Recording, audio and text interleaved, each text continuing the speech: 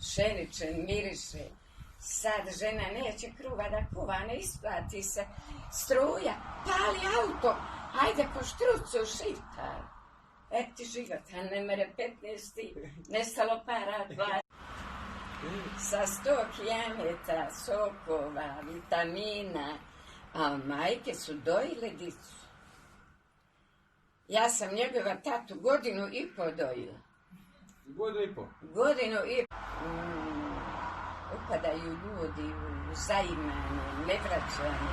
Mi nismo nikad zaimali, mi nismo nikad bili da nema. Nema glavicu luka, neće da postavi, neće ništa. Je? Je. Nego će otvoriti, jeste loženjeni jedan? Jesmo, ja jesam.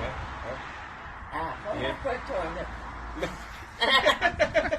Jedna cura otišla malo na put s momkom odapilju. Kada bogati nedavno moji progovori da ja iđem od kuće. Misli, moja majka, ja sam napravila gogu onomu za čošom kuću.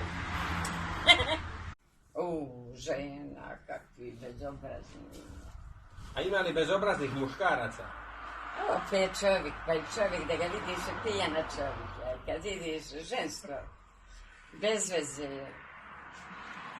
Ne valja se kasno ženi. A šta je po vama kasno? Šta je kasno? A puno godina. A koliko je to godina? Onda u probiru. I namire se malo bole ima. Je 25 puno godina, 25? Pa nije. Taman? A 30. Prijeđe li 35. Da je dupla pamet, ne bi ga... Bolje stisnuti oči, ne kad se žena.